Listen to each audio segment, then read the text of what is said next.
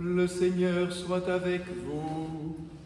Et avec votre esprit. Évangile de Jésus-Christ selon saint Matthieu.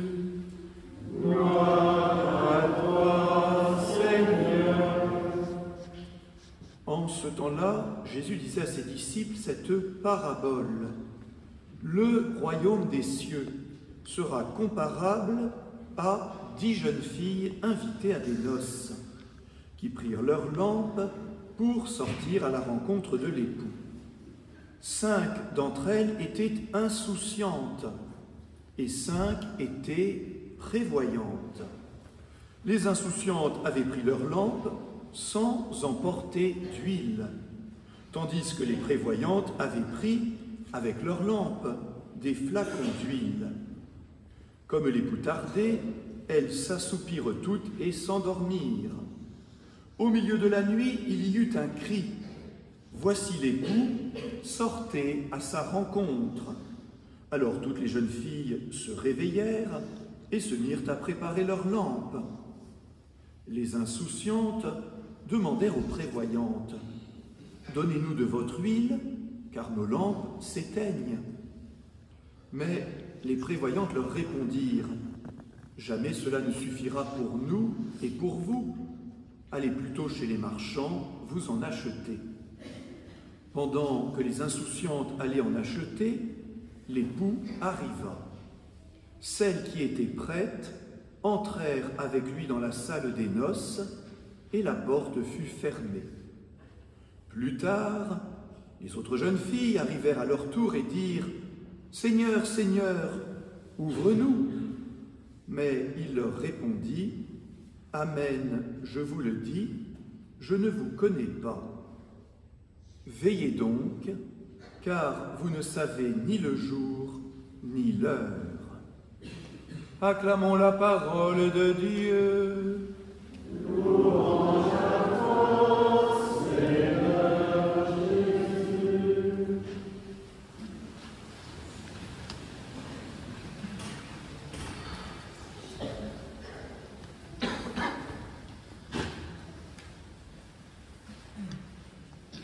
Dans quelques minutes, on dira la prière du Notre Père. On dira que ton nom soit sanctifié, que ton règne vienne, le règne de Dieu.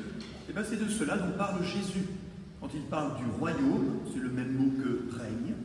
Le royaume des cieux, c'est le royaume de Dieu, le règne de Dieu. Le royaume de Dieu qu'on attend. Eh bien cette parabole nous pose 3 questions, frères et sœurs. D'abord, qu'est-ce que c'est que ce royaume de Dieu qu'on demande tous les jours dans la prière du Notre Père, que ton règne vienne? Et puis cette parabole est dérangeante. Pourquoi, par exemple, les 5 jeunes filles prévoyantes refusent de partager? Alors qu'on nous avait appris que quand on est chrétien, on partage. Et puis à la fin de la parabole, ça se termine de manière sévère. Les 5 autres jeunes filles qui arrivent en retard, eh bien, l'époux, le fiancé, refuse de leur ouvrir et leur dit « Je ne vous connais pas ». Pourquoi cette sévérité? Qu'est-ce que c'est que le royaume? Pourquoi les jeunes filles refusent de partager? Et pourquoi le fiancé refuse d'ouvrir à celles qui sont en retard? Alors d'abord, qu'est-ce que c'est que ce royaume de Dieu que Jésus annonce tout le temps? Il est venu pour ça. Il est venu pour qu'il y ait sur terre le royaume de Dieu. Ben, le royaume de Dieu, c'est tout ce que nous vivons tel que Dieu le rêve. Un monde où il n'y a pas de guerre, par exemple. Un monde où il y a la paix. Un monde où il y a l'entraide. Un monde où il n'y a plus, par exemple, la violence. Dans nos familles, dans nos écoles, parfois aussi dans nos paroisses.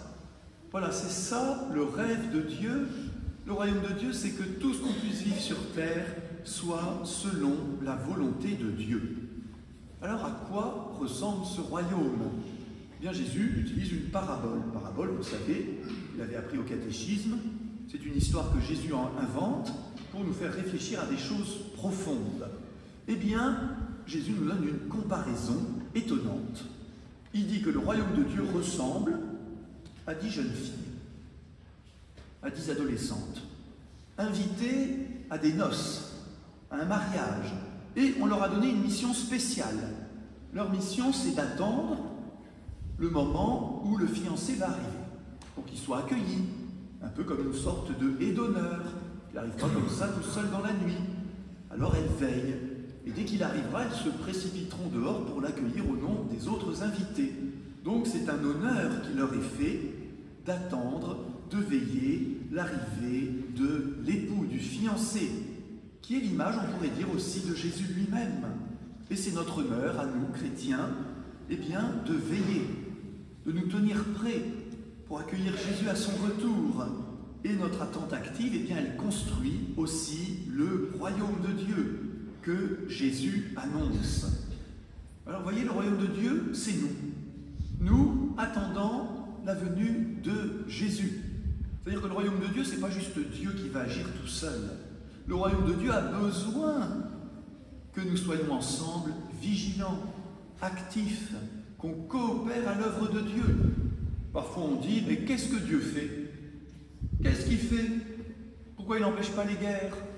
Et Dieu nous répond, et toi, qu'est-ce que tu fais? Et vous, chrétiens, que faites-vous pour œuvrer avec moi? Est-ce que vous êtes prêts quand j'arrive pour participer à mon œuvre? Le royaume de Dieu, c'est nous agissant avec Dieu. Ce sont ces jeunes filles qui doivent rester vigilantes et prêtes à accueillir toutes les idées, toutes les intuitions, tout ce que Dieu va nous demander de faire pour aujourd'hui essayer d'améliorer ce que nous vivons sur cette terre. Alors il y a 10 jeunes filles, il y en a 5 qui sont prévoyantes, il y en a 5 qui sont tête en l'air, elles sont insouciantes, elles n'ont pas réfléchi, elles n'ont pas de sagesse.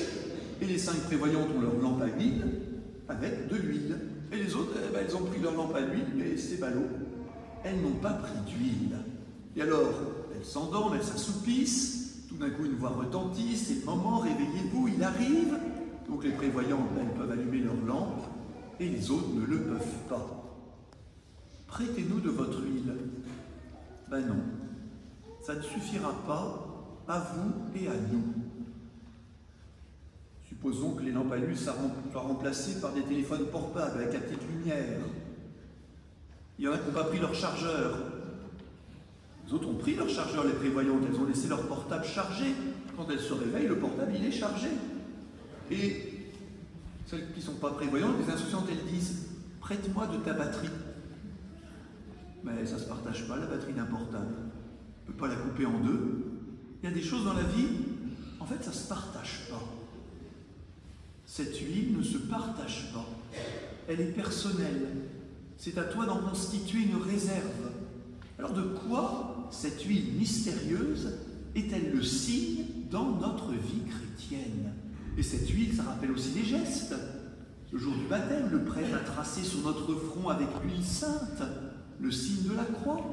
À la confirmation aussi, nous avons été marqués à nouveau de ce saint crème, de cette huile sainte. Eh bien, cette huile sainte, elle est le signe de ce qui nous est personnel, qu'on appelle la foi. La foi en Dieu, c'est personnel.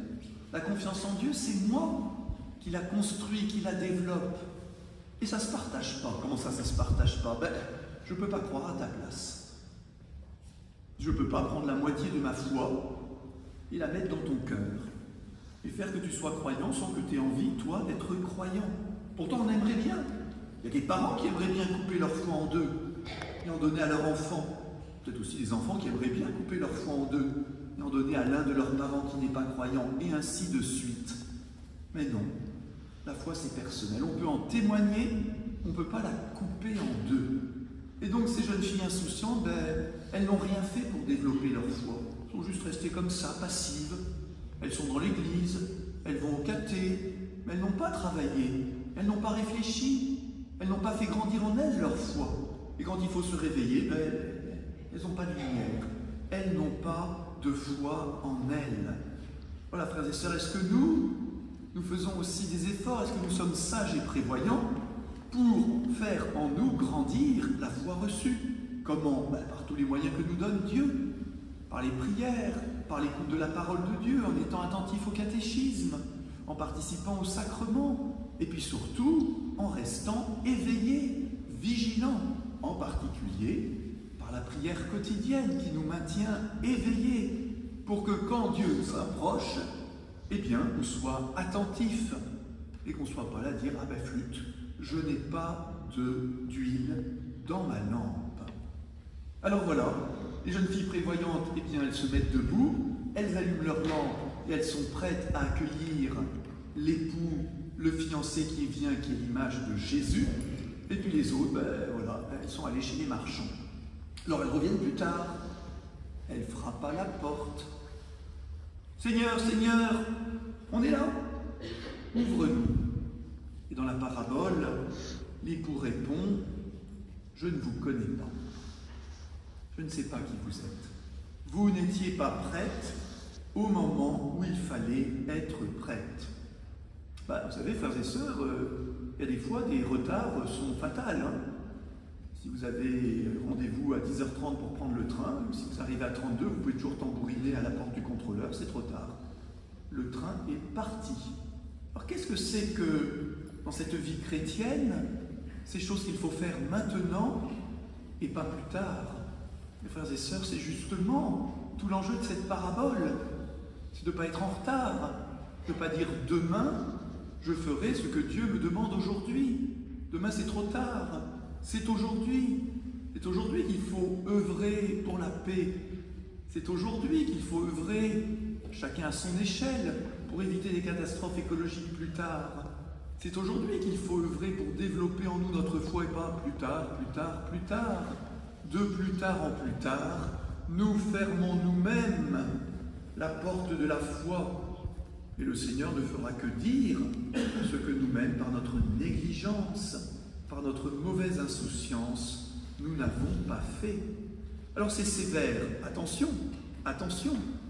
Jésus dit des paraboles sévères pour que ça n'arrive pas dans la réalité. Jésus dit des paraboles sévères pour que ça n'arrive pas. Pour qu'aucun de nous ne soit cette jeune fille insouciante et pas prévoyante qui arriverait trop tard, les mains dans les poches, sans avoir rien fait de sa vie pour construire le royaume de Dieu. Je répète, frères et sœurs, Jésus est sévère dans les paraboles pour ne pas avoir à être sévère dans la réalité, et au contraire, pouvoir nous accueillir en nous disant « Bravo, tu as été une de ces jeunes filles prévoyantes, et ensemble nous avons fait attention à faire grandir cette foi. » Alors je termine en suggérant deux petites mises en pratique. La première, je m'adresse en particulier aux enfants, mais aussi aux adultes. La plus belle manière de rester éveillé, de faire grandir en nous cette huile de la foi reçue, c'est de prier chaque jour. Chaque jour. Pas demain, pas plus tard, pas quand j'aurai envie. Un petit peu chaque jour fait grandir la foi. Il suffit avant de se coucher de réciter dans son cœur un Notre Père, un Je vous salue Marie ou une autre prière, mais pas demain, aujourd'hui. Voilà, pour être prévoyant et vigilant aujourd'hui. Alors ce conseil est aussi bon pour tous les adultes. Chacun l'adaptera à sa manière pour que chaque jour on ait cette petite vigilance de la prière quotidienne. Et puis deuxième mise en pratique pour notre paroisse. Ah, alors c'est pas tout à fait le Seigneur Jésus qu'on va accueillir, mais quand même quelqu'un qui le représente de manière particulière. Notre évêque, la semaine prochaine, pendant 3 jours, vendredi, samedi, dimanche. Alors on va se préparer, on va vraiment faire tous efforts, d'abord pour participer autant qu'on peut aux activités, ça va déranger un peu nos habitudes. Dimanche prochain, par exemple, il n'y aura pas la messe à Saint-Hermeland, il faudra se déplacer. Alors je sais que pour certaines personnes c'est compliqué, j'en suis conscient.